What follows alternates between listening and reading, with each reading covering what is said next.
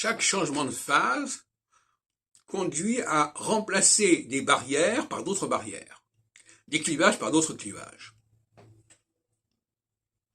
La phase équinoxiale remplace les barrières nationales par des barrières sexuelles, des barrières hiérarchiques, des barrières de génie, de capacité.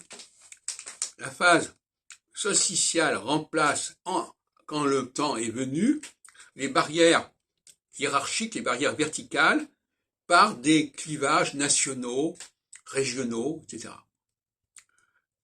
Il faut savoir que c'est comme ça que ça se passe. Les barrières ne sont plus les mêmes. Il y a des barrières. De toute façon, c'est pas le mot barrière qui est important. C'est quel genre de barrière. Il ne faut jamais définir une phase par un mot. Il faut savoir que ce mot peut être décliné toujours de deux façons. L'astrologue doit toujours parler de manière dialectique.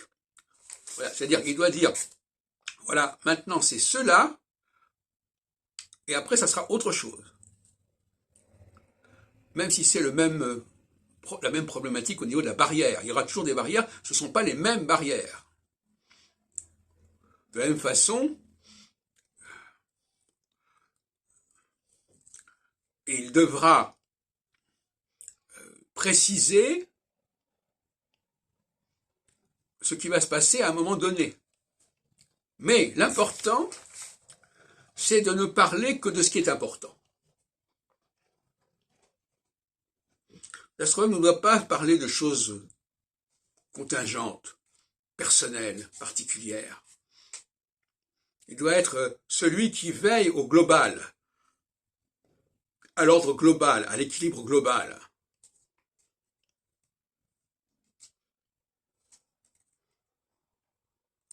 Il doit parler de ce qui est important pour la société. C'est celui qui doit être le gardien de cette société et de ce qui compte vraiment pour elle. Donc, arrêtons d'opposer l'astrologie individuelle et l'astrologie mondiale. Entre ces deux extrêmes, il y a l'astrologie de la société et de ses structures sociales et de son organisation sociale. Et c'est là que l'astrologie doit se situer. Alors, donc, moi, quand j'entends des gens dire « Ah oui, vous parlez d'astrologie pour tout le monde, donc c'est l'astrologie mondiale. » Non, c'est l'astrologie mondiale